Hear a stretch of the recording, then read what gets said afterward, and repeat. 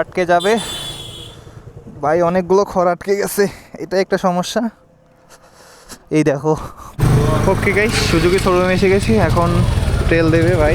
Already আমার বাইকটাকে পুরো ন্যাংটা করে দিয়েছে রে ভাই। Chain sprocket, air filter, spark plug, quick link, কত কিছু যে আজকে চেঞ্জ করতে হলো। এগুলো কি পেট্রোল নাকি পামেল তেল কিছুই বুঝতে পারতাছি না। অবস্থাটা দেখো একবার।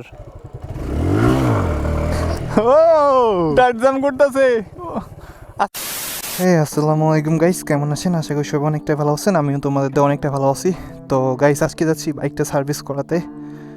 আজকে দ্বিতীয় পেড সার্ভিস পড়েছে, চলো যাওয়া যাক। যদি বলি, প্রায় 1টা বেজে গেছে, 1টা কারেন্ট বাজে। আজকে জমিতে কাজ করেছিলাম, এছাড়া মাইক্রোফোনে কিছু সমস্যা আসলো, সেগুলো ঠিক করলাম। লেট হয়ে গেল, আরও আগে যাওয়ার কথা ছিল আমার, প্রচুর লেট হয়ে গেল, প্রায় 1 ঘন্টার মতো।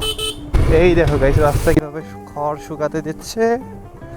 ইঞ্জিন কিটে যে ইঞ্জিন কিটটা লাগাইছি, এই ইঞ্জিন কিটটা একটু হাইট, একটু নিচে নেমে যায়, যার ফলে ওখানে খড় আটকে যায় বা পল আটকে যায়, এটাই সমস্যা। এই দেখো, এগুলো হচ্ছে খড়। ধান কাটা শেষ, সবাই রাস্তার মাঝখানে খড় শুকাতে দিয়েছে। আর আজকে একটু ঠান্ডা পড়েছে অলরেডি, ভাবতেছি একটা হুডি নিতে হবে, দেখি কি হয়। যদি ভালো কোয়ালিটি কোনো হুডি পছন্দ হয় নেবো ইনশাল্লাহ। গাইস কি বলি, প্রচুর ঠান্ডা লাগতেছে, অলরেডি আমার লোম দাঁড়িয়ে গেছে ঠান্ডায় কারণে। কমপক্ষে ফুল স্লিপ পরা উচিত ছিল আমার। গাইস, আমি বলেছিলাম যে খড় আটকে যাবে ভাই, অনেকগুলো খড় আটকে গেছে, এটা একটা সমস্যা। এই দেখো, খড় আটকে গেছে। দূর গ্রামের রাস্তায় ঝামেলা, কোনো সময় খড়, আর যখন খড় না থাকে তখন আবার কাদা, মানে যেদিকে যাও বিপদ অপেক্ষা করে আছে। হে কি অবস্থা? এই তো আলহামদুলিল্লাহ, এই লালমিয়াতে যাচ্ছি বাইক সার্ভিস করাইতে। না, মাসিক একটা সার্ভিস, 2 মাস পর সার্ভিস ডেট আছে। So finally guys, Lalmonirhat mason মোড় এসে গেছি, এখন যাব সুজুকি সার্ভিস সেন্টারে, তারপর আবার আইসা লাগবে রে ভাই, কারণ WD-40 নিতে হবে।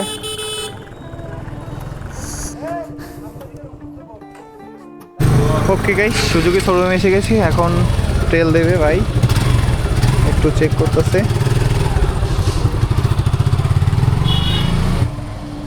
কি কি সমস্যা পেলেন? তো এরপর আপনারা দেখতে পাচ্ছেন গাইস, আমার বাইকটি কিন্তু অলরেডি সার্ভিসিং শুরু হয়ে গেছে। আর এটা কিন্তু পেড সার্ভিস, দেখা যাক কত টাকা খরচ হয়। অনেকেই রয়েছে শুধু বাইক কেনে কিন্তু বছরের পর বছর বাইকটা কখনো সার্ভিস করে না, শুধু অয়েল এবং অয়েল ফিল্টার চেঞ্জ করলে করে, না হলে করে না। কিন্তু নিয়মিত বাইক সার্ভিস না করলে বাইকে অনেক ধরনের সমস্যা দেখা যায়। প্রথমে গাইস, এয়ার ফিল্টারটা খোলার পর প্রচুর পরিমাণ ধুলা, আর এটা কিন্তু নষ্ট হয়ে গিয়েছে। আমি বললাম ভাই কোনো রকম ভাবে চালা যায় না এই মাসটা। তো এরপর গাইস, বাইকে যে টাঙ্কিটা রয়েছে এটাকে খোলা হচ্ছে। পেড সার্ভিসের সুবিধা এটাই, মানে বাইকে যতগুলো ইম্পর্টেন্ট জিনিস আছে সেগুলোকে সার্ভিস করে দিবে। এরপর সিলিন্ডার হেডের যে উপর অংশটুকু রয়েছে সেটাকে খোলা হচ্ছে। দেন সর্বশেষ গাইস, কার্বোরেটরটাকে খোলা হচ্ছে। এখানে আমি একটা WD-40 নিয়েছি, আমার কাছে 300 টাকা নিয়েছিল। আর গাইস দেখতে পাচ্ছ, নতুন এয়ার ফিল্টার 500 কত টাকা নিয়েছিল মনে নাই, কারণ অনেক দিন আগে ভিডিওটা করা হয়েছিল। তো এরপর গাইস, এখানে যে ট্যাঙ্কিটা রয়েছে সেটা ভালোভাবে ক্লিন করা হয়। আর কার্বোরেটর যখন পরিষ্কার করা হচ্ছিল, ভাই কি পরিমাণ ময়লা দেখতে পারছো গাইস। এই কার্বোরেটর কমপক্ষে হলো 4 থেকে 5,000 কিলোমিটার মিনিমাম যদি পরপর ক্লিন করা হয়, তাহলে কিন্তু মাইলেজ প্রায় 50-এর কাছাকাছি। এছাড়াও অয়েল ফিল্টার, অয়েল যদি চেঞ্জ করা হয় রেগুলার, তাহলে মাইলেজ কিন্তু 50 চোখ বন্ধ করে পাওয়া যায় জিক্সের মনোটন থেকে। তো কার্বোরেটর ভিতরে একটা স্প্রিং ছিল, এই স্প্রিংটাও নাকি নষ্ট হয়ে গেছে। দেন আমি কিন্তু একটা নতুন স্প্রিং নিয়ে নেই সুজুকি সার্ভিস সেন্টার থেকে, এটা ওর নিয়েছে আমার কাছে 112 টাকা। ভাই ছোট ছোট জিনিসের কি দাম। আর এখানে সিলিন্ডার হেডের উপর অংশ টাকা, এখানে একটা নাট অ্যাডজাস্ট করতে হয়, আমি জানি না, উনি মেপে মেপে আমাকে দেখাচ্ছিল যে এটা এত থাকে, এটা এত। তো এরপর আমি দেখতেছিলাম কিভাবে কি করতেছে। যাই হোক, ভাইয়ের সার্ভিসটা কিন্তু অনেকটাই ভালো ছিল, উনি নিখুঁতভাবে সুন্দরভাবে কাজ করতেছিল। এরপর গাই, স্পার্ক প্লাগটা দেখতে পাচ্ছ, এটাও নাকি চেঞ্জ করতে হবে, 10,000 কিলোমিটারের মধ্যে চেঞ্জ করা লাগে। তো 10,000 হয় নাই, যদিও 7,000 হয়েছে, তো এটাকে চেঞ্জ করে নিলাম। বাইরে ভাই শুধু টাকা আর টাকা যাচ্ছে। এরপর গাই, যখন চেন স্পোকেটটা খোলা হয় সেটাও নাকি নষ্ট হয়ে গেছে, এটাকেও চেঞ্জ করতে হবে। তো দেখতে পাচ্ছ আগেরটা এবং নতুনটা কতটুকু পার্থক্য। আগেরটা অনেকটাই ক্ষয়ে গেছে। যাই হোক, একটা চেন স্পোকের সর্বোচ্চ 10,000 কিলোমিটার যায় আর কি। আর গাইস বাইকের ট্যাঙ্কি থেকে যখন তেলগুলো বের করলো, পেট্রোলগুলো, এই যে দেখো ভাই, এগুলো সয়াবিন তেল নাকি কি কিছুই বুঝতে পারতাছি না, মানে একদম বাজে তেল ছিল। এই জন্য যে কোনো দোকান থেকে তেল কিনা যায় না, এই জন্য তাই বলি আমি মাইলেজ কম পাচ্ছি কেন। তেলের মধ্যে যদি কোনো সমস্যা থাকে তাহলে যে কোনো বাইকের ট্যাঙ্কিতে তাড়াতাড়ি জং এসে যায়। সর্বশেষ গাইস এখানে চেনের একটা লিঙ্ক ছিল যেটাকে জয়েন দেওয়া হয় চেনটাকে, ওটাও নাকি নষ্ট হয়ে গেছে, সেটাকে চেঞ্জ করতে হবে। তো এটা আমার কাছে 100 কত টাকা জানি নিল, আমার কিছু মনে পড়তেছে না। কিছুদিন আগে আমি ইঞ্জিন অয়েল এবং অয়েল ফিল্টার চেঞ্জ করেছিলাম, আর আজকে 3000 টাকার মতো, মোট 4000 টাকার মতো খরচ হলো। তো ফাইনালি গাইস বাইক সার্ভিস করা শেষ। এখন বাজে ভাই, টাইমটাই নষ্ট হয়ে গেছে, টাইম ঠিক করতে হবে, বাসাকে ঠিক করব। প্রায় 5টার কাছাকাছি বেজে গেছে, 3 ঘন্টার বেশি সময় লাগলো সার্ভিস করতে। একটা টেস্ট রাইড দিতে আসি, তারপর চলে যাব।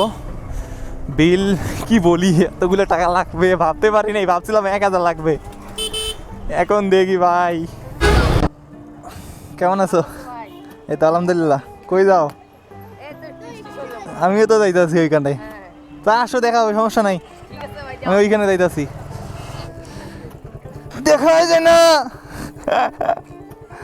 তো গাইস চলে এসে গেছি রেল স্টেশনে, সার্ভিস করলাম। আরে বলিও না, কখন আসছি জানো? 1টার পর 1টার সময় আসছি, এখন যিনি সার্ভিস শেষ হইলো, খরচও পুড়ে গেল এই এত 1000 টাকা। তো গাইস এখানে আসলাম, একটা ভেলোজের 602 সাইকেল দেখলাম। এই সাইকেলের সাসপেনশন আমি মডিফাই, আমি নাই ভাই, কি সিট, এটা কেমনে রাইড করে। আমি এখন ইনস্ট্যান্ট করতেছি, নাইট মোড অন করে নিয়েছি ক্যামেরার, তাই যার কারণে একটু ক্যামেরায় দিনের মতো দেখা যাইতেছে, বোঝাই দিতেছে না যে রাত এখনো। আরও তো লাইট আছে, এক্সট্রা লাইট, অত প্যারা নাই। ভাই কত দূর উঠছে নিজে জানি না। আখিস, হ্যাঁ গাইস অন্ধকার হয়েছে, লাইট জ্বলে দেই। এই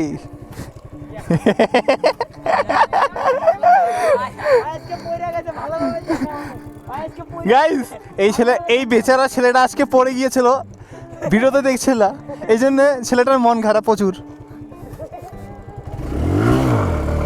ও গাইস হুইলি মারতেছে কিভাবে করে, ও বাবা ডার্ট জাম করতেছে। আচ্ছা তোমার সার্কেল না ভাই, ডার্ট জাম ক্লিনিক।